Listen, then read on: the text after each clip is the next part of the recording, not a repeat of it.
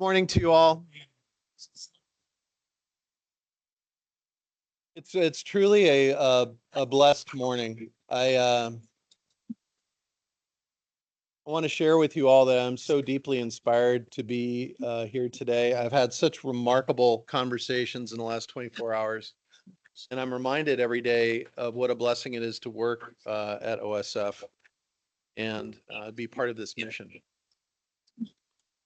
Wonderful people who are compassionate, wonderful people who are passionate about the work that they do, and they strive in each way to create new ways to charge forward on Sisters' mission to provide the greatest care and love every day and walking the path inspired by Jesus Christ and by St. Francis. We will kick off our event today, and I'll introduce myself and others, but first let us start in our way with prayer. Sister Pietà, I believe we have you on for this.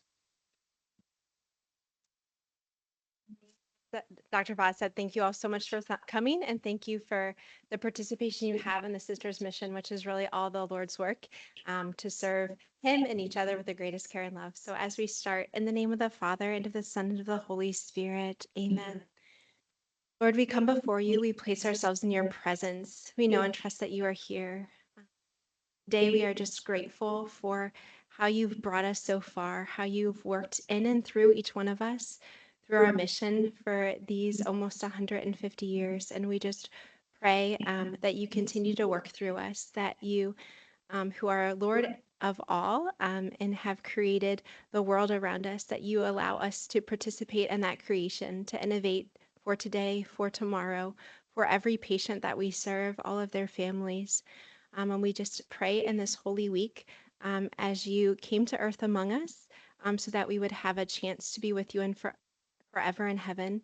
And we remember your passion, your death, and eventually celebrate your resurrection. We pray that our minds and our hearts may be drawn closer to you, that each of us may become the people that you've created us to be, to truly serve you, each other, and every patient with the greatest care and love. In your most holy name we pray. Amen. To the Father, and to the Son, and the Holy Spirit. I hope you feel it. I feel it.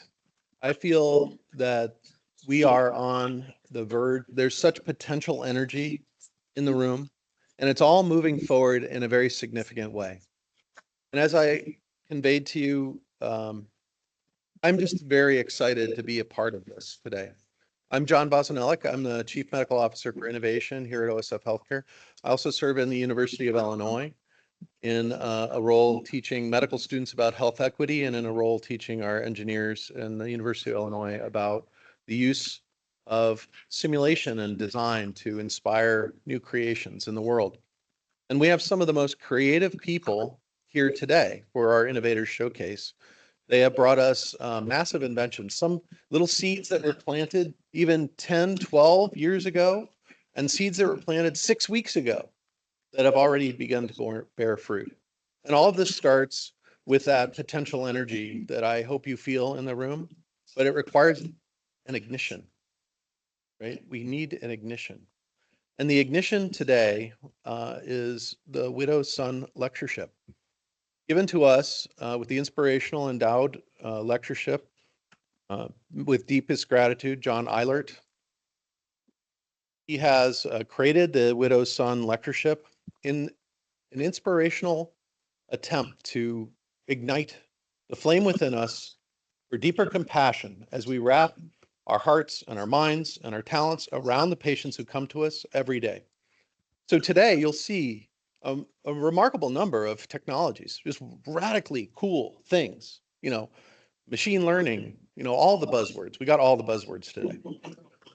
You'll see all these technical things. You'll see surgical advancements. You'll see all these things. And this is our moment to remember that the care and service we provide is to the human being, by human beings, and inspired by a deep religious faith. And we're so blessed to be able to say things like that here in this safe space at OSF, where the sisters have told us that we are here for a purpose, and that everyone in this room and everyone in that room and every piece of technology or thing that you see is all about being in the right place and time. And this is the right place and time for us to reflect on the juxtaposition, perhaps, of technology and radical science and the compassionate spirit. And I want to thank again John Eilert for the Widow's Son Lectureship and the endowment that follows to allow us to create and kick off this highly technical event in the true and great spirit that is partnered with our mission. Now, I am a terrible host. I talk a lot, you know. I have a lot of things to say. I will fail to recognize, but I want to just tell you, we have some of the top leaders of OSF Healthcare, its ministry, its mission here today. We have top leaders from our partner universities. We have an abundance of senior personnel from OSF Healthcare and from our partners. And I will fail to recognize each and every one of them in their key roles. I apologize to you. We also have wonderful and significant philanthropists who have brought tremendous gifts to make the mission really come to life, partnered with us here today. And I want to extend to all of you, our leaders, our partners, and our philanthropists, a deep sense of gratitude.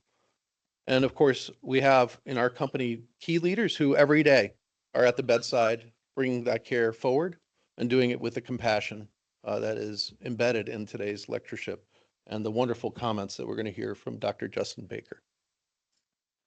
So let me give you a brief introduction to Dr. Baker, who has come to us with remarkable expertise. And I've told a funny story already a couple times, but I'll tell you, I am amazed at the providential influence. This is not Dr. Baker's first time here, right?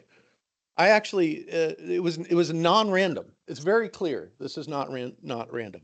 But when I asked Meg, our new hospital president, who might we invite, she made a few inquiries, and Dr. Baker, his name came top to the list. And then I was given his YouTube video, and I saw a gentleman in a koala bear suit. For those of you who know me, that was okay with me. Looking at you, Mike, you know, I'm out there.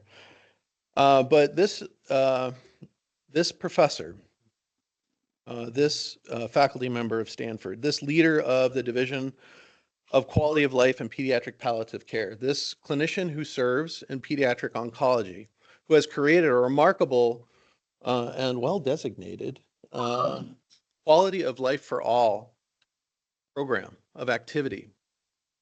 Started his journey in Memphis, transferred to Stanford, given tremendous gifts, endowments and philanthropy, professorships, and has built a remarkable team that is leveraging innovative methodologies to really wrap the whole system around patients who are in the deepest and most intense struggles where their children are suffering from terrible diseases, and to speak to the children about potentially the end of their short lives, these precious gifts, as you put it.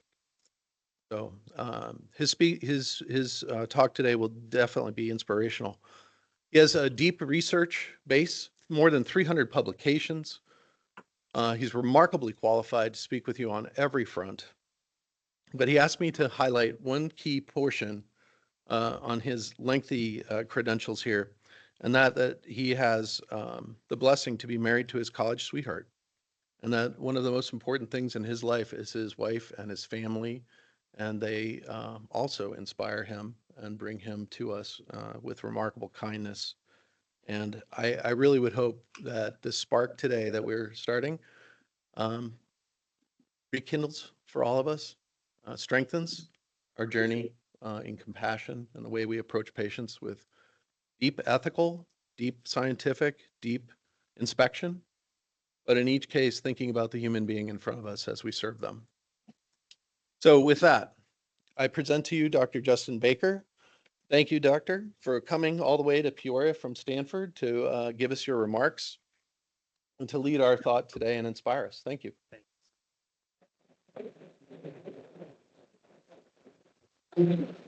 Wow. So we're going to do, that was so kind. And we had an incredible dinner last night, and it was just really wonderful to see many of you here again today. I see many friends here in the audience and throughout. And so it's just a wonderful time. We need to start this event like we do probably every formal event you do, and that's with a selfie. And so I'm going to teach you something too. I don't know if anybody that has teenage daughters in particular, which I have three, know how to do the 0.5 selfie. So that's what we're about to do. So here we go. 1, 2. Okay.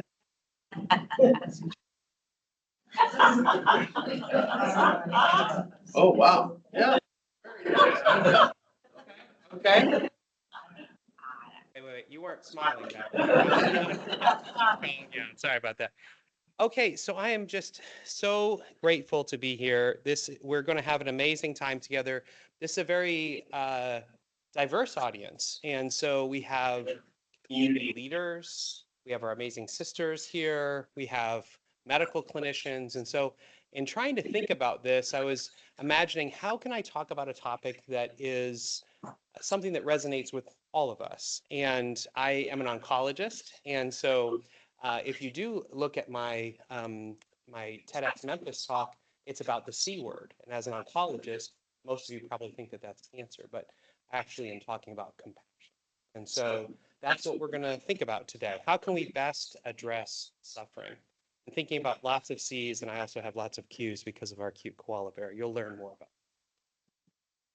So as we think about things going forward, one of the important things I'm going to talk through is you'll hear me anchor on my clinical experience, which is taking care of seriously ill children and their families. And so we're going to talk about barriers to effective communication. We're going to talk about key evidence-based strategies. And then the main part of this is really to inspire all of us to really recognize that it's our job to attend to the suffering that is around us. I'm going to try to give each of us some tools to do that a little bit better. So I like to start out with the answers first. So as we get going, this is probably one of the most important concepts that you're going to learn is in this very first video that I'll share with you that really talks about the power of compassion, acknowledgement, and human connection. So, what do we do about all the pain we see in the world? All the pain we feel in our own lives? And why does it seem like our best efforts to help somebody feel better always backfire? I've been studying intense grief and loss, baby death, violent crimes, accidents, suicides, and natural disasters. And I've learned something really interesting. Cheering people up, telling them to be strong and persevere, helping them move on, it doesn't actually work. It's kind of a puzzle. It seems counterintuitive, but the way to help someone feel better is to let them be in pain. This is true for those giant losses and the ordinary everyday ones. Educator Parker Palmer writes, "The human soul doesn't want to be advised or fixed or saved. It simply wants to be witnessed exactly as it is." He's talking about acknowledgement here. Acknowledgement is this really amazing multi-tool. It makes things better even when they can't be made right. For example, somebody's struggling. Their baby died, or there's been a bad accident, or their mom got sick, and they're just sad. It's way more helpful to join them in their pain than it is to cheer them up. But here's what we tend to do instead. "You have 2 other children, you need to find joy in them." Or, "You know what you need? You just need to go out dancing and shake it off." Or, "I felt really sad once. Did you try acupuncture?" We're not really sure what to do with someone's pain, so we do what we've been taught. We look on the bright side. We try to make people feel better. We give them advice. It's not like this is nefarious. I mean, we try to cheer people up because we think that's our job. We're not supposed to let people stay sad. The problem is, you can't heal somebody's pain by trying to take it away from them. Now, acknowledgement does something different. When a giant hole opens up in someone's life, it's actually much more supportive to acknowledge that hole and let pain exist. It's actually a radical act to let things hurt.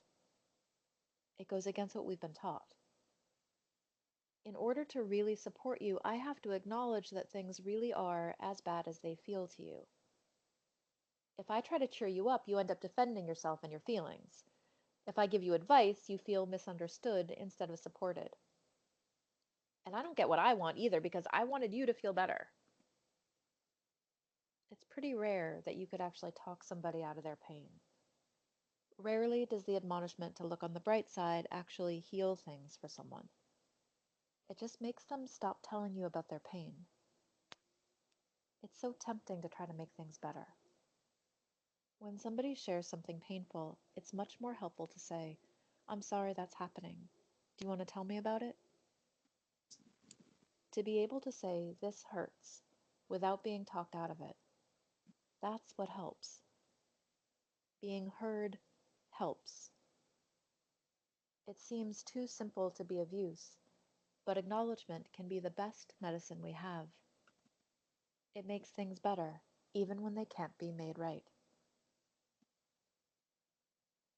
Makes things better even when they can't be made right. When I think of all the struggles in the world today, when I think of all the difficulty, the uncertainty, the division, I think of days like today and events like this where we can really recognize that we are coming together with a universal cause. And that universal cause is in celebration of innovation and of human connection. Heard about. I'm going to go back. I had not actually seen how far that video goes, but here's something I wanted to read with you that I think also uh, speaks to the humanistic love that we're talking about.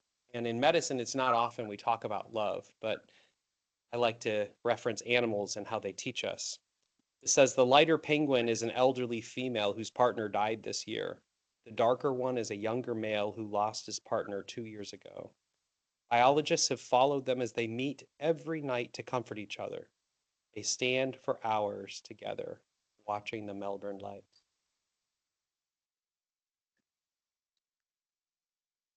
That's my official faculty picture, if you're wondering about things. At Stanford University, and that is the official faculty picture. Well, why a koala? Does somebody know why a koala? If I've already told you why, don't say, but why a koala? Anybody holler out, why a koala? Or why koala? There might be a gift involved. Oh, I heard somebody say the right first word. San Diego? What was that? San Diego? San Diego. Oh, I like San Diego a lot. I'm heading there soon, but no. You would, Yes, I heard. Who said quality over here? Okay, and what is quality what? Okay, I'm gonna you get a pin, so this is good. Yeah, I have tips. I'm telling you. So okay, so we have the first. The Q is quality. Quality of life. Who said that? Okay, that's great. You have a pin also right here. So I'm gonna get that to you in a second. So I'll you come get that at the end. Okay. Yes, koala means quality of life for all. And as people ask me all the time, what is pediatric palliative care? And this is what it is. It's all about quality of life for all. And palliative care it comes from the term palliare, which means to cloak or to cover. It's an extra layer of support. I like to think about these Christmas sweaters that's my whole family there. And yes, I do torture them in that way. make them put on the ugly Christmas sweater, and we all take that picture each year. And so when we think about that extra layer of support, this palliare, that's how I want to think about pediatric palliative care. The other word that I really want to focus on, and we'll be talking about this through our entire talk today, it's compassion. Does anybody know what that word means? Let's say the Latin, like the root components of it. Yes, to suffer with. I saw our sisters over here say that. So you get this pin, and I saw you get this. So there. So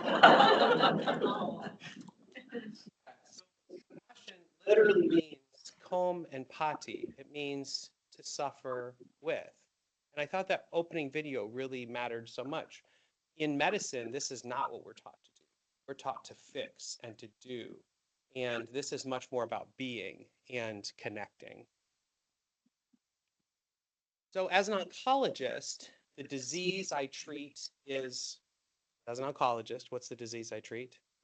Cancer, right? Cancer. As a palliative care doctor, the disease I treat is suffering. Anybody know what this painting is? What is it? Screened by who? Yes. So in Oslo, there's the Munch Museum is in Oslo. It's amazing. Do you know who his muse was for this? Very few people know this. No, that's not really, I really wasn't his muse, but anyway, that's me. It took me an hour and a half to get this picture because you have to wait because they change the picture about every 2 hours. There's 3. He painted actually many Scream entities, and this was my favorite one to wait for. So I waited there until I could take that picture. So the question, how do we best attend to suffering? And the disease of suffering, Eric Cassell, a long time ago, wrote a really important article called The Nature of Suffering and the Goals of Medicine. And he talked about suffering as being anything that impacts the intactness or integrity of the person that is threatened. And it's completely individual, meaning we may experience the exact same thing, but we experience it totally differently. So what that means is suffering is an individual experience. And in medicine, we are not really very good at treating individual, kind of N of 1 approaches. We look at these big studies and we think, oh, this is how we should treat things. And the reality is suffering is not something that we can do. We have to imagine what Dame Cicely Saunders taught us, the early pioneer of the hospice movement in England. Actually, it was at Great Ormond Street Hospital about 10 days ago, and I saw where she began the hospice movement there, and she taught us about total pain, and we're talking about this concept of total suffering, where we think about pain and physical symptoms, yes, but it's about psychological, social, cultural, spiritual, and all of that in the context of a patient and family going through a very significant medical illness. And so I'm going to talk about some of these key concepts in pediatric palliative care, and you're going to quickly realize, though, this applies to you in whatever field or area that you're in. But I am going to speak pretty specifically to clinicians in some areas. And in these areas, again, I'll try to point out how we could use this in our everyday lives. So one key concept that we're going to focus on first is actually clinicians. What is it that we all as clinicians in medicine can do to better integrate pediatric palliative care concepts? One of them, we actually talked about this morning, Colleen, is this concept of the they are not ready syndrome. It's very interesting. It's one of the most common things that would happen when I started a pediatric palliative care program at St. Jude Children's Research Hospital with my mentor and close friend, Javier Kane. We started it more than 20 years ago. A very common phrase that was told to us is, well, we'd like you to meet this family, but they're not ready. We thought, that's interesting. We keep hearing this theme, but then when we meet families, that's not what they're telling us. So what is the situation here? So we asked the families themselves, and we found out that it's actually very rare that the family's actually not ready. And unfortunately, it's pretty common that we as clinicians are projecting that onto the family. And so I asked AI to do this, and I like making pointing some things out when AI makes a mistake. And so you see the pediatric palliative care. Anyway, this is the clinician standing in the way of the integration of palliative care. The bottom line is that some people may not be ready for pediatric palliative care, but it's not the patients or families. It's actually probably we as a system, as a clinical system standing in the way. And what we have to do is we have to have talks like this. We have to make sure that people recognize that palliative care is all about quality of life. It's about making every day the best day it can be, about compassion. And when presented with this, families are like, yeah, sign me up, because it's usually viewed as an either or, and it is very much a yes and. Of course, we need to find more cures. We need to care for everyone. We need to be held hand in hand. It's not an either or. And so the question then is, does integrating pediatric palliative care make a difference? And I'm very grateful. I've been involved in lots of studies, as John referenced, and what we have begun to see is, yes, there's an increase in integration of subspecialty pediatric palliative care, that they are this is increasing quality of life, and that families are more likely to report having a meaningful moment at the end of life. There's improved interdisciplinary collaboration. One of the most important parts about pediatric palliative care is that we try to look at suffering holistically through all these different lenses. We have psychologists that help us, social workers, doctors, nurses, child life specialists. Patients, actually, from a system standpoint, I saw Mike in here earlier. When you think about this, patients who have pediatric palliative care integrated actually receive less days in an intensive care unit, but they don't live a shorter amount of time. So they get fewer invasive interventions, and this is not associated with that decreased survival, and there is improved family satisfaction. And finally, I really love this. So when pediatric palliative care teams are involved, the parents, the family, is more likely to say that the rest of the clinicians are also listening to them better, and there is less caregiver burden. Those of you who have cared, I spoke last night with Jeff, and Jeff, he has 2 children, 2 teenage boys who have worry syndrome. And when I was speaking with Jeff, you could just feel the weight, the caregiving weight of he and his wife, and how difficult that has been. And as you think about this, this is one of the things that pediatric palliative care does. So we can say that pediatric palliative care is making all of this difference. And so I want to teach you today a little bit about what it means to integrate these concepts. And this is where, if you're not a clinician, I'm going to encourage you to think about these concepts in how can I do this in my everyday work. So the top part is on demand. So you can imagine this is actually not that difficult. Somebody calls me and says, Dr. Baker, will you come see this patient? I work very hard to try to say yes the vast majority of the time. So that top one is not very hard. I want you to think with me, though, as an oncologist, who, if the oncologist is calling me, who is deciding when pediatric palliative care should be integrated? Oncologist, not me. And so it's not, so most of the time, if that's the technique we use, our team becomes an end-of-life care team. So we have to think with the oncologist, or think with the heart center doctors, or think with the neonatologists. Okay, what about some levels of care? So a good example of this might be bone marrow transplant. Every patient undergoes bone marrow transplant. Or right now, for patients who have a heart transplant evaluation at Stanford, we see every one of those patients. So it's just integrated as a part of care. What the most important part is this bottom level is what we're doing today, where we think about policy, we think about education, we think about resources. And what we are trying to do, well, do you all have like these almost like trigger words, like kind of words that really kind of bother you? Say this word, like a common one is moist. Common like trigger word. I'm about to use another one. That's why I'm giving a little pre-trigger warning. We want the world to ooze. Gross word, to ooze palliative care. And we do this by thinking about integration at all these levels. But we also think about this in our lives. How is it that we can ooze palliative care out of our present? I am telling you, it is so disturbing, and you all see this every day. I've been happening right here. Everyone's kind of walking around this. Oh, hey. Yeah, what's going on? I mean, we are so totally distracted in life that we don't pick our heads up, look, and connect. That is a huge problem.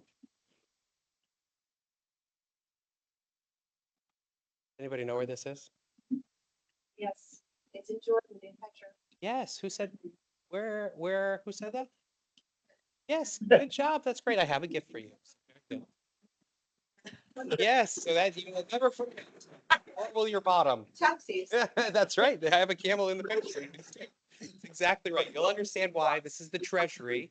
And so the Treasury, actually, it's a Bedouin people that named it the Treasury. These are very old tombs, and this was a tomb of a very likely leader or otherwise, but the Bedouins thought the way it was a tomb, it had to be a bank. And so they called it the Treasury. So yes, that's right. It's in Raiders of the Lost Ark. Yeah. And so stage 1 of pediatric palliative care development is denial. Thankfully, very few institutions are at this stage. Stage 2 is palliaphobia, where, oh my goodness, we probably need to do something, but I'm really scared. Won't that change everything? Stage 3 is a problem. This is where most institutions are stuck. There's a real scarcity mindset around pediatric palliative care. And again, I'm super grateful to be here to promote this work, to promote compassion. And I have to say that institutionally, this is where most institutions are at, where people think, oh, good, we have a pediatric palliative care team. Yes, we have one doctor and one nurse. They're on call 24/7. So yes, I can check the box for, for the Joint Commission or otherwise. And oh, it doesn't matter that that person burns out every 5 or 6 years because we can check our box. That's where most institutions are stuck, and I want to challenge you all here to think, is that where we're at? And then palliative is where we're really fully embraced and supported, but I want us to even get to a spot where we're totally shifting, and this is why I have the treasury up here. I want us to have our treasury full, where we're thinking about palliative care completely differently, where it's fully integrated and staffed and becomes part of standard of care for the approach that we take, and where we really can give it a 2 thumbs up approach. This is me on Doctor's Day after having ice cream, by the way. Like, knowing that this is about as happy as I get, and so there you go. So it's not only there's not only positive reasons, we also have an urgency. So I've tried to focus on a carrot so far, but there's also a stick. And the World Health Assembly acknowledges that palliative care is an ethical responsibility. Ethical to us to be able to integrate, to alleviate pain and suffering, whether physical, psychosocial, or spiritual. We have to be able to integrate that as a system. And I'm very grateful because I got to go to the United Nations and advocate for universal health coverage 2030 to have palliative care incorporated. And this is really how strongly I feel about it, is that access to high quality palliative care is a fundamental human right. And we must recognize it as such. And so if access to palliative care is this right and not a privilege, we would ask that you all partner with us. Now you can no longer claim ignorance. You all now know. So please help us in promoting palliative care, because this is what happens to us almost every day. Hi. We got a call that this house is on fire. How can we be helpful?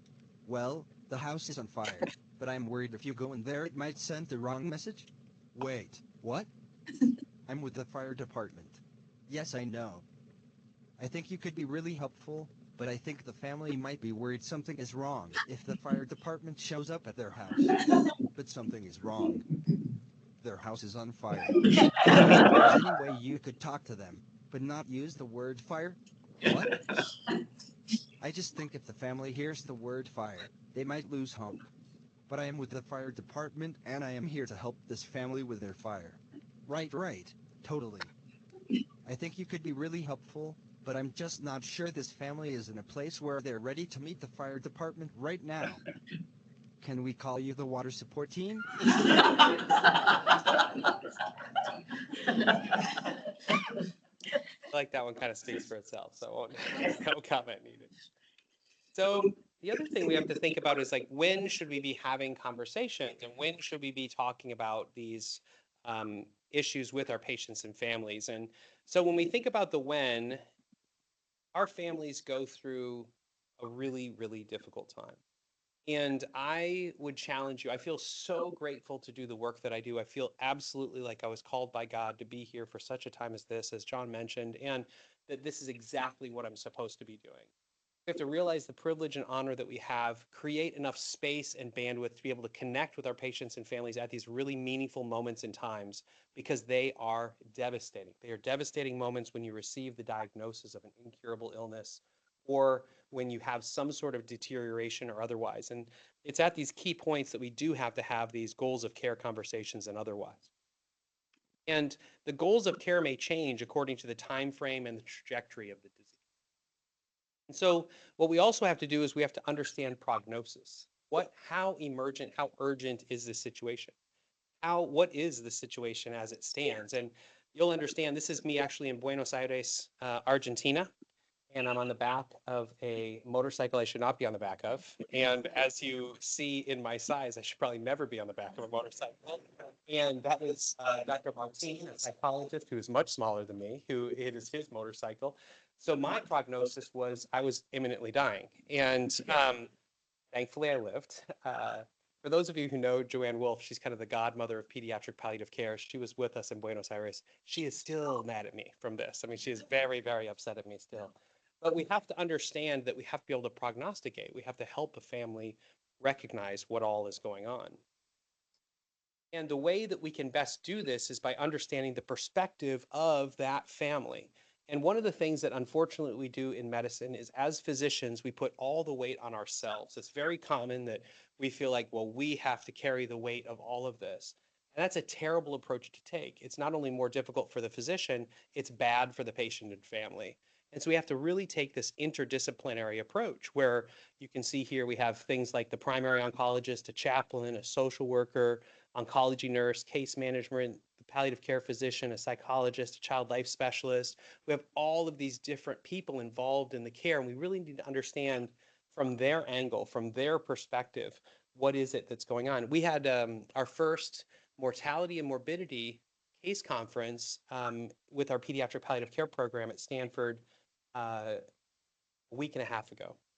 And when we presented the situation, it was really fascinating because from the palliative care team's perspective, the case kept getting reviewed from a medical perspective. We kept bringing up what the doctors and what the nurse practitioners were saying was happening. And I thought, goodness, I sure wish we had a chaplain's perspective. Or, oh, goodness, I sure wish we had a firsthand psychologist's perspective. Well, we got stuck. As a palliative care team, we got stuck in a rut because it really felt like it was a medical issue. And the reality is, we weren't really looking at things with the proper eyes. And so it's really important for us to recognize the power and need for an interdisciplinary collaboration. And when we think about this is not going to be shocking to you, but one of the keys we have to do is not only talk about these situations during emergent moments. And it happens all the time, unfortunately. Again, I'm an oncologist, so I'm going to use an oncology diagnosis to walk you through this. There's a terrible disease called diffuse intrinsic pontine glioma or a midline glioma. And these tumors are incurable from the point that they are diagnosed. And it's very common that a patient will come in, receive this diagnosis, we'll review it with the family, we'll talk over how difficult the situation is. We will then usually provide some form of radiation, and they'll frequently go on to some sort of clinical trial. Well, by the first scan, it's very common that the tumor will have shrunk. So they'll have a CT scan or an MRI, and it's quite common the tumor will have shrunk. Sometimes even the next one, the tumor will have shrunk. And all of a sudden, what we're talking about is, oh, good, look how good things are going. Look how good things are because now the tumor has shrunk. Oh, look, here we are, the tumor has shrunk. The next one, all of a sudden, it comes back. Well, what's happened? We've basically completely undermined any work we did at the beginning about prognosis, about talking with the family about how difficult the situation was. And so what we have to do is we have to, in these moments, use perhaps a good scan, use moments of stability where we could talk about, I'm so grateful that today the scan is good. Sometimes families are thinking about, what are we going to be facing if the tumor were to come back? Would it be helpful to talk about some of that today? We use this phrase as what ifing. We call this what ifing. And so in our palliative care work, when we pre-round, we frequently will say, it sounds like this family needs to do some what ifing with us today. We have to be willing to have these difficult conversations. So this is a powerful video by Brene Brown. And it's so common that we pretend to care without actually deeply caring. And she's going to talk about empathy here. I'm going to talk in the next slides about compassion. And what we need to change is, you want a sandwich, to really connecting with the family and asking them, given what we're facing, what are you hoping for?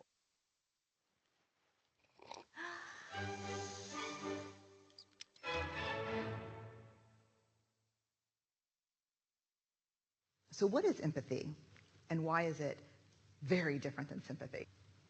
Empathy fuels connection. Sympathy drives disconnection. Empathy, it's very interesting. Teresa Wiseman is a nursing scholar who studied professions, very diverse professions where empathy is relevant, and came up with 4 qualities of empathy. Perspective taking, the ability to take the perspective of another person or recognize their perspective as their truth. Staying out of judgment, not easy when you enjoy it as much as most of us do. Recognizing emotion in other people and then communicating that. Empathy is feeling with people. And to me, I always think of empathy as this kind of sacred space when someone's kind of in a deep hole and they shout out from the bottom and they say, I'm stuck, it's dark, I'm overwhelmed. And then we look and we say, hey, climb down. I know what it's like down here, and you're not alone. Sympathy is, ooh, it's bad, no, you want a sandwich? Empathy is a choice, and it's a vulnerable choice, because in order to connect with you, I have to connect with something in myself that knows that feeling. Rarely, if ever, does an empathic response begin with at least. Yeah. And we do it all the time, because you know what? Someone just shared something with us that's incredibly painful, and we're trying to silver lining it. I don't think that's a verb, but I'm using it as one. We're trying to put the silver lining around it. So I had a miscarriage. Oh, at least you know you can get pregnant. I think my marriage is falling apart. At least you have a marriage. John's getting kicked out of school. At least Sarah is an A student. But one of the things we do sometimes in the face of very difficult conversations is we try to make things better. If I share something with you that's very difficult, I'd rather you say, I don't even know what to say right now, I'm just so glad you told me. Because the truth is, rarely can a response make something better. What makes something better is connection. Hope you're starting to catch my one thing. What makes something better is connection. And so we need to connect with empathy and lead with compassion. And when we think about this and we think about compassion, I am here to help. This is really what it is all about. And this is a complex slide here, and I'll move to this next one here, which really talks about how we have affective empathy, which moves us to compassion, where we think about emotional resonance, affective understanding of that person's experience and that person's response, and how do we integrate that into our response. That's how we have what I call effective compassion. Sometimes we suffer with families ineffectively. We want to be effective in our compassion. This is a story of where I thought my compassion was ineffective, but it actually worked out well. So I'll tell you this story. And this is one that is really profound. You can look it up in the New York Times. One of our patients, she was a 14-year-old with a terrible cancer called alveolar rhabdomyosarcoma. It was metastatic. So at the time that was diagnosed, at this time, we still can only cure that about 10 to 20%. Very, very difficult to cure. At the time that she was diagnosed, it was probably under 10% of it. But she was cured of it. That was awesome. We were celebrating. She was actually off studying political science in New York. She was then diagnosed with leukemia that she developed because of one of the medicines that we used to treat her rhabdomyosarcoma, opicide. So she got this leukemia, and to treat her leukemia, she was undergoing a transplant. And the transplanters really felt like things were going well, that she was doing great. But I went in to meet with her. As I mentioned, our palliative care team is a part of the same bone marrow transplant. And it was clear she was in this dark, what she labeled as a dark hole. And I said, tell me about it. I ended up having 3 liters of stool, 3 liters of diarrhea. And so she was having to wear diapers, and she was isolated and really having a difficult. So I made all sorts of phone calls, did all that I could, called gastroenterology, talked to our bone marrow transplant team, did a lot of different things. I met with her over the series of probably 4 or 5 times. I remember I saw her maybe on a Thursday, and then I came back and saw her on Monday. And it could have been Tuesday. It was early in the week. And I saw her and I walked in and it's like she was a new person. It was amazing. I'm like, oh, Emma, it's so great to see you.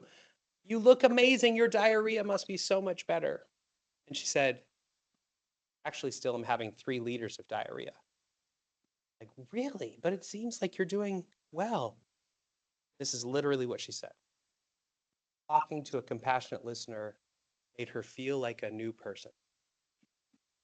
So as a doctor, had I succeeded or had I failed? The book would say I failed. How I learned medicine would say I failed. Emma felt so strongly that I had succeeded is she wrote the New York Times and said, I need to write a story about this man. It had very little to do with what I did. I literally sat there and failed, but I listened. I failed at treating her diarrhea. I succeeded at treating her as a human. And she actually, in that story, called me Superman. I wish it was Super Koala. But anyway, we'll see. Only improvement that could have happened in the whole story. It's a great story. So now, hopefully I've inspired you to recognize you need to do something about this. And you might wonder how. How do I lean into this? Well, the biggest problem with communication is the illusion that it's taken place. And I'll tell you that the reality is communication is a relationship-based process. So when I'm teaching, I teach all the time. And when I'm teaching, I tell people to pause. And if you're wondering what to do, imagine what's going to further my connection with this person. And if you're concerned that should I do this or that, which one draws you closer to that person? That's the thing to do. Whatever that is, lean into that.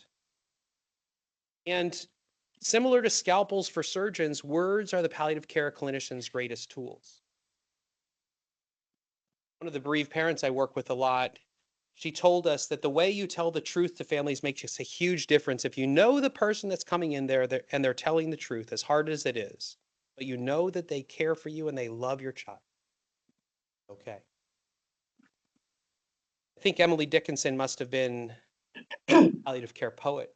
She wrote, tell all the truth, but tell it slant, success and circuit lies. Too bright for our infirm delight, the truth's superb surprise. As lightning to the children eased with explanation kind, the truth must dazzle gradually for every man. There truly is an art and a science. We really do have to be able to understand when is the right time, how much information should. And it really comes down to this concept called therapeutic alliance. I've been told, Dustin, you talk about all these soft skills. Well, I'm really grateful for this study. This study showed us that if we employ those soft skills, it improves outcomes.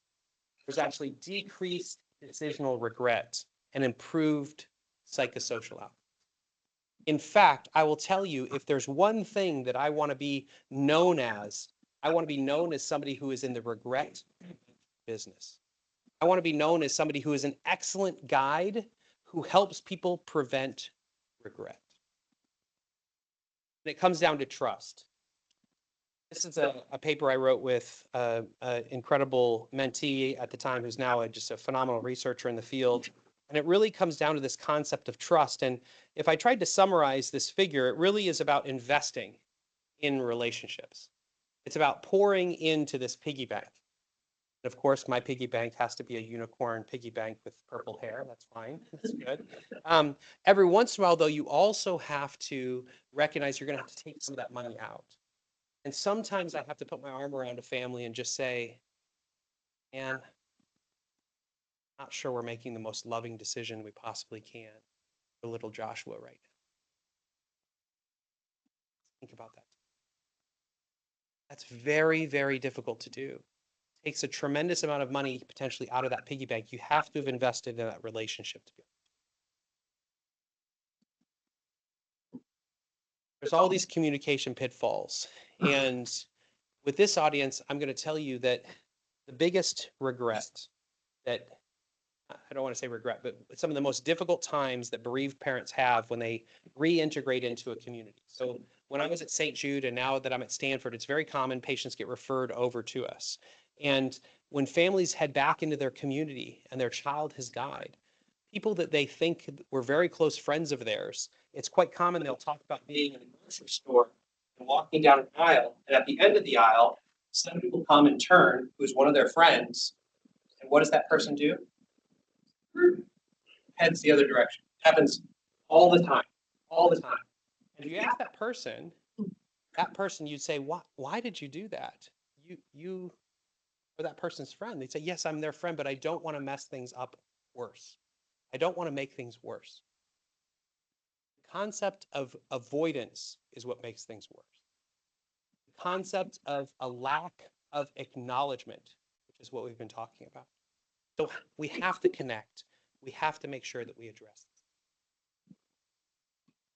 As we begin to head towards the end of this talk, I would be remiss as a pediatrician to not tell you about how to engage the child. Children are very frequently abandoned, isolated, left off, out of these discussions, etc.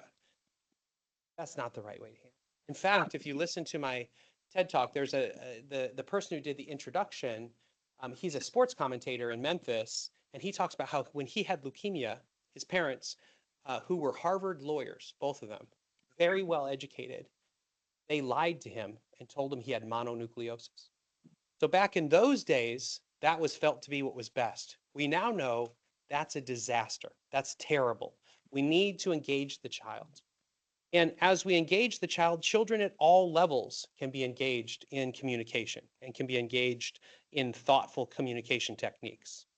And I think of these 6 E's, the most important of which is engage. And when you think about engaging with the child, what's one of the best ways to engage with a child? Play, exactly. This is the beauty of being a pediatrician. This is the beauty of working with kids. We get to play with them. And playing with them is how they communicate. It is their normal activity. So we need to engage the children.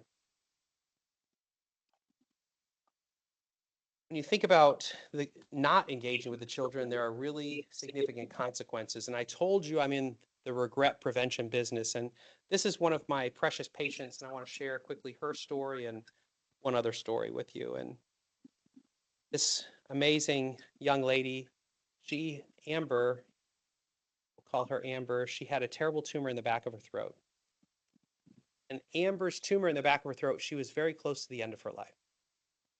And when we asked her, what's most important to you? What are you hoping for? She said, I want so badly to see my little sister born.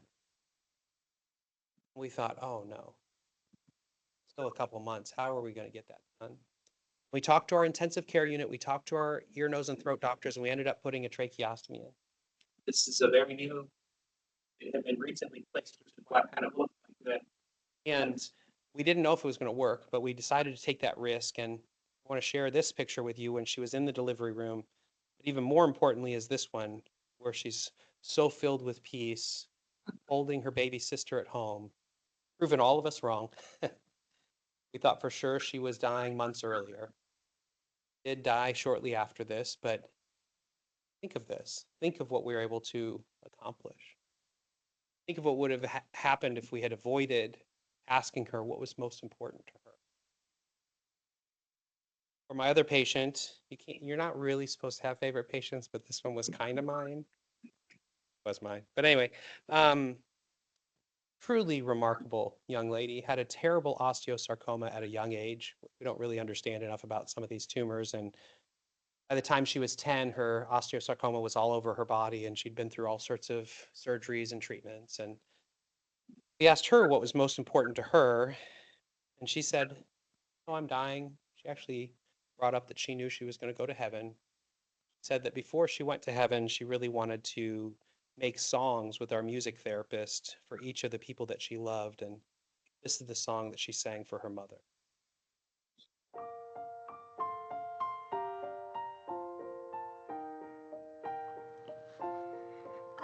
found a love for me. Darling, just dive right in and follow my lead. I found a girl, beautiful and sweet. I never knew you were the someone waiting for me. We were just kids when we fell in love, not knowing what it was. I will not give you up this time. Darling, just kiss me slow. Your heart is all I own, and in your eyes you're holding mine. Baby, I'm dancing in the dark with you between Oh, it's very hard for me to know where to stop this song. I don't feel like I should. Can you imagine Lizzie's mother not having that? I mean, I am so deeply touched by that song every single time I listen to it. And I can't imagine her not having that. And we have to recognize the power of our words, the power of the moments. So we have to be having these conversations. We have to listen to what is that child as a person, what brings their child joy, what is a family's understanding of the illness. Given what we're facing, what are you hoping for? And I'm going to talk in just a moment about hope. What are you worried about? What keeps you up at night? Where do you find strength? How are you managing in the day-to-day? And is there anything else I should know about you that will help us take the very best care of you? These are the 7 questions we ask across the series of time that we get to know a family. And almost always there's some sort of emotional response in the middle of that. And there's an acronym called NURSE, which means naming, understanding, respecting, supporting, and exploring. And these are techniques to respond to emotion. And in our lives, we're going to be in the midst of lots of people who are having lots of difficult times, maybe crying like many of us are now. What are some other things that we could do to respond to that emotion?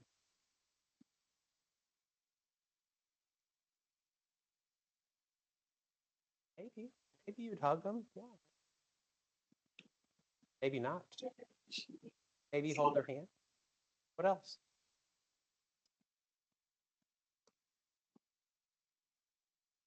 Don't ignore gut instincts and listen to the spirit. And don't be afraid. And if you are afraid, still you can ask, like you asked. So just your gut is telling you something. Generally, it's not wrong. Yeah, that's good. One of the things that I think is really important to recognize is often we put too much pressure on ourselves when maybe the best thing to think about was just sitting there. I'm convinced that active silence, or what do we call this, sisters? We call it therapeutic presence, or perhaps a holy presence, where we may sit in reverence in this sacred silence. It's a silence where, like, as I closed my eyes and was listening to Lizzie sing to us, I was praying, I was trying to connect with you all. And that's something that I think we all can do. And realistically, we have to realize that, just as Susie just brought up, there's this individualized approach that we need to recognize towards goals, that goals are what should drive treatment options and decisions. And Colleen, as we talked about earlier, too often we do because we can without fully contemplating if we should. Now, John, I'm very proud of you because this is an amazing innovations moment. And in medicine, we're constantly moving things forward. So sometimes people can hear this and say, oh, Justin is like against advancement. That's not at all what I'm saying. This needs to be a yes and moment. Yeah, of course we are innovating. Of course we're moving things forward and compassionately partnering with our patients and families. But the hard reality is the medical system is tough to stop. And so sometimes we do things sometimes we end up doing surgeries even where it's just because we are doing it because we can without pausing and thinking with the family, what are their primary goals? How is this going to help them accomplish their goals? So the main point of this is just to say, pause. I am completely 100% in support of all the interventions that support a patient's and family's goals. And I'm against almost any that don't. So that's what we need to do is pause. And then the other thing we sometimes do is, I remember we had this amazing leukemia doctor at St. Jude. His name is Dr. Pui. He's literally the world's greatest leukemia doctor. And he would walk in at the beginning of treating a patient with leukemia, and he would say, "Oh, don't worry, your child has leukemia now, really scary. I'm good at what I do. We got this." You know, and I bet that was really reassuring for a family. But if that leukemia kept coming back, a lot of times we're like, well, here's the 9 options that we have, and here's maybe what is a good option. I think this one's a bad one, and we try to talk them out of the bad one. But if they choose the bad one, then we're disappointed in them. What we should do is recognize that a choice is only a choice if it's indeed a choice. What I mean by that is by partnering with families, we have to help them make these really difficult. The beauty of this work is there's really only 3 goals: living as long as possible, cure, living as long and as well as possible, and living as well as possible today, comfort. And as we think about these, when we think about these goals of care, they can be supported through these varieties of approaches. And the beauty of this, and what I want you to see, is that our follow-up is always intensive. And we're always thinking about potential diagnoses. So we are always intensively caring for our patients. Move through this a little bit quicker. Finally, I want us to think about hope.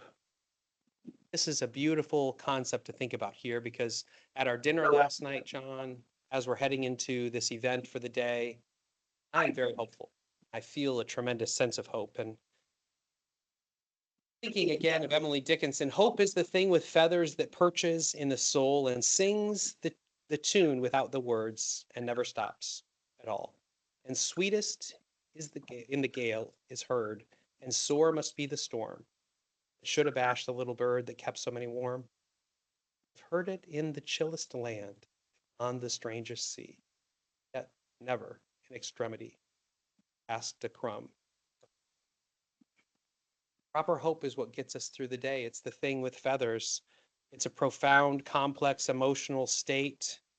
It shifts and changes with time. And I want you to hear these parental perspectives. Our hope was a roller coaster. It shifted over time.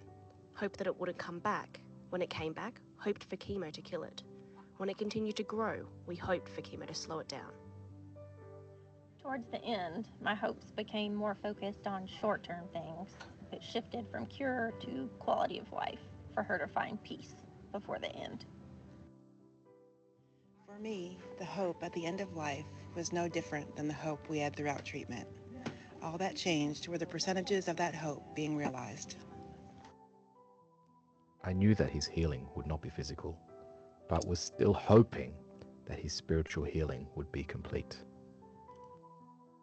I had hope until she took her last breath, and maybe even a few minutes longer, that perhaps she would draw one more.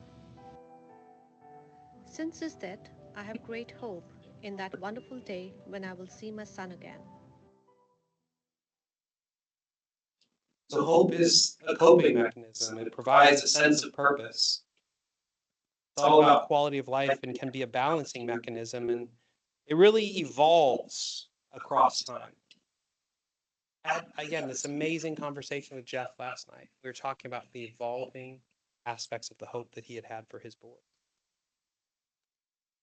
Sometimes people feel like communication can steal hope. The beauty is that even when people are told difficult, really hard things to hear, and if it's done with a proper therapeutic alliance, hope is sustained.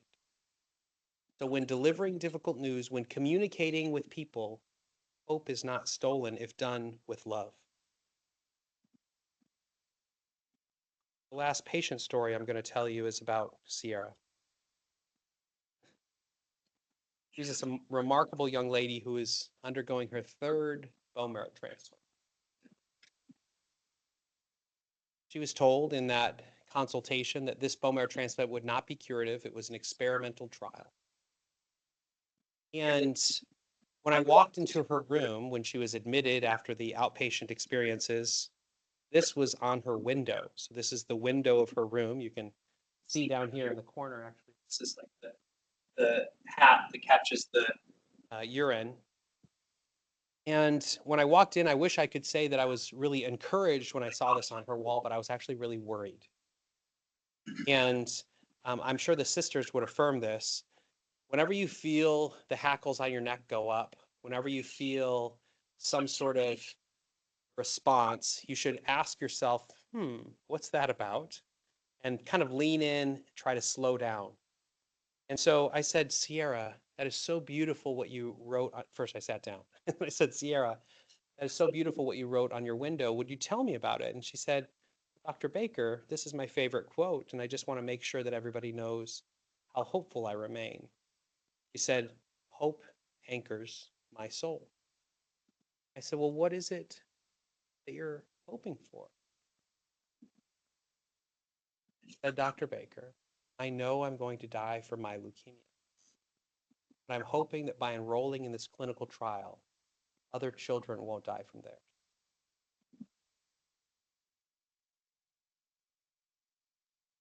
It shook me to my core. This was an adolescent, 18 or 19 at the time. I thought that was the most profound gift that she could possibly be giving others. She was basically giving her life so that other people could have life. I said, Sierra, can I please take a picture of this so I can teach people about hope, because you've taught me more about hope today than I've ever learned. And so as we wrap up, we have to recognize that we can hold hope with families. But what happens all the time is we try to come in and help them say the unspeakable. We try to force them to think the unthinkable.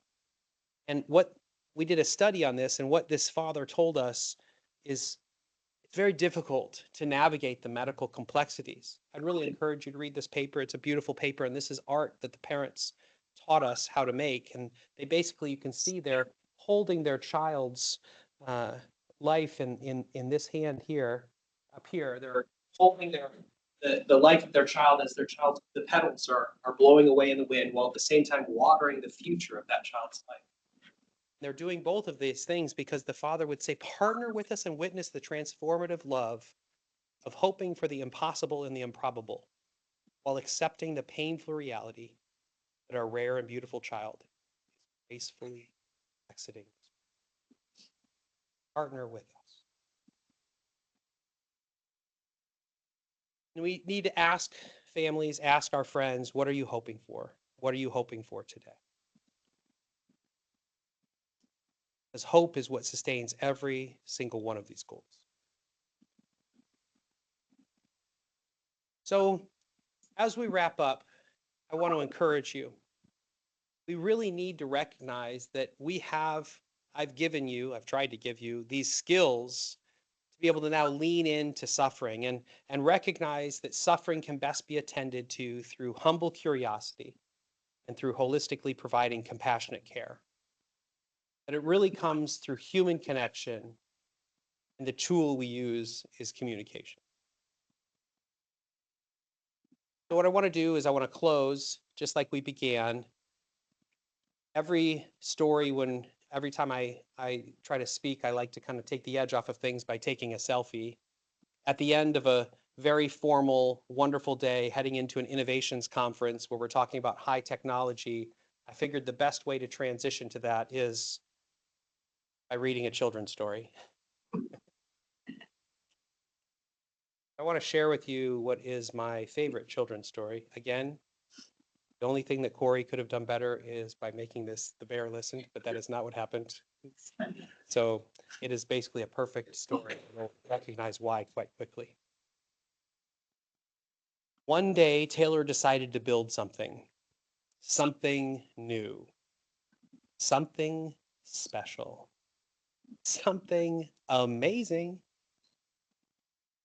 Taylor was so proud.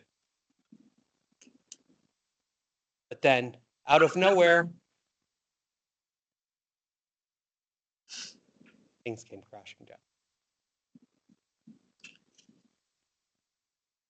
The chicken was the first to notice.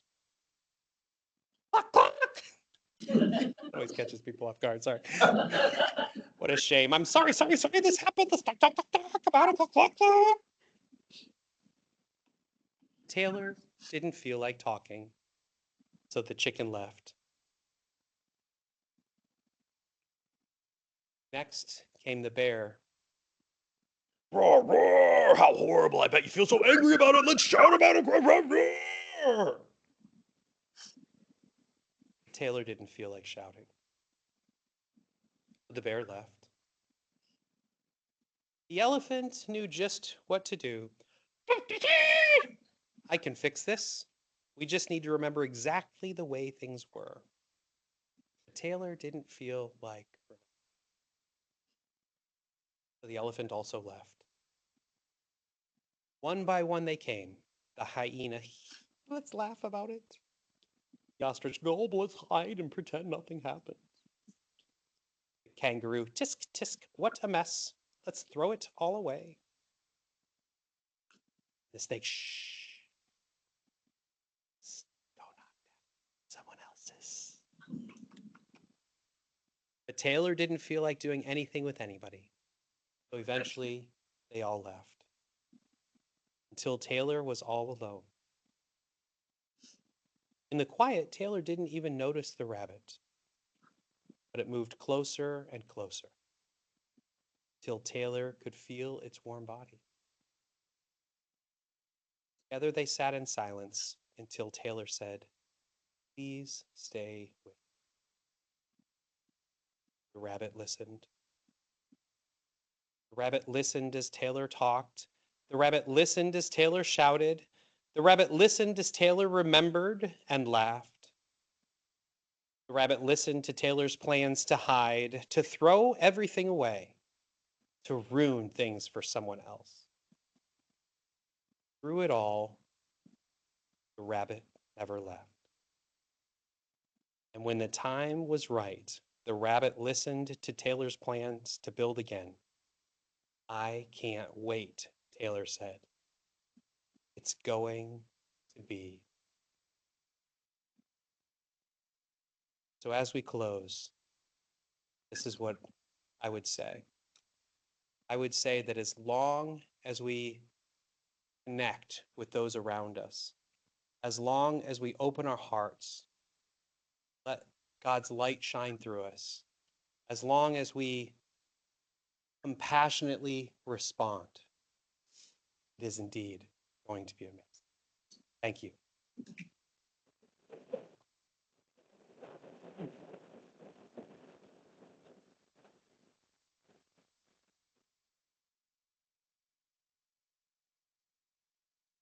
I can barely look at y'all.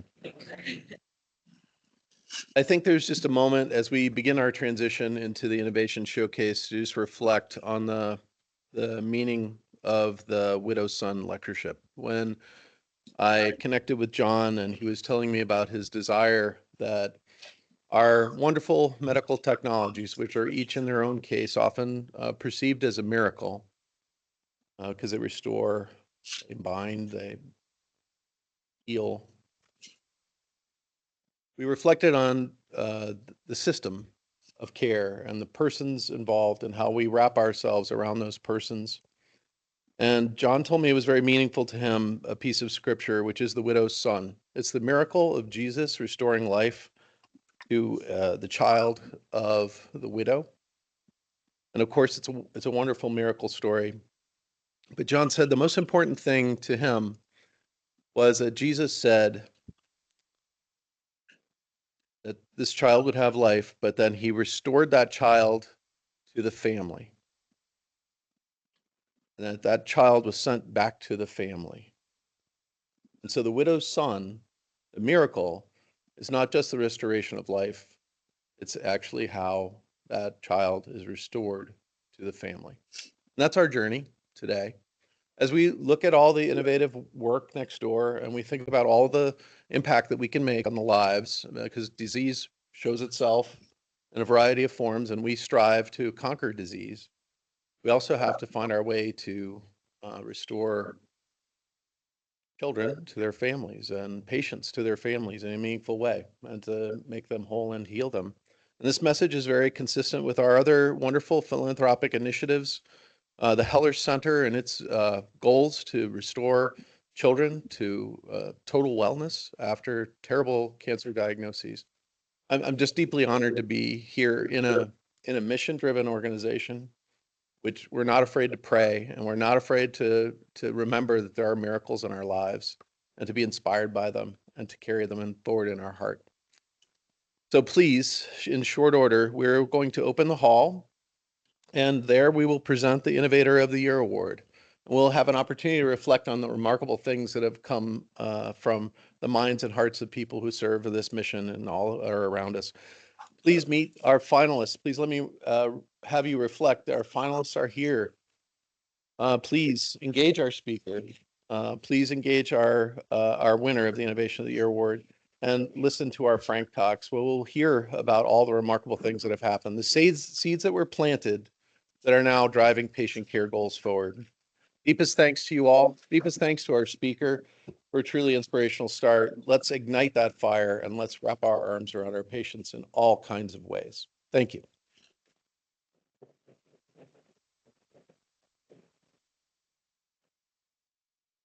There are some limited seating options in the next room. So if you're more comfortable, there will be a simulcast in this space, but there are limited seating options there. And of course, standing room only as well for the presentation.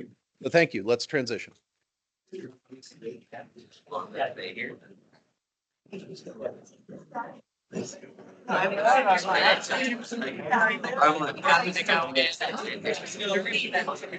man. How you been? You look fantastic. What can I help you with? Well, yes. We went up there.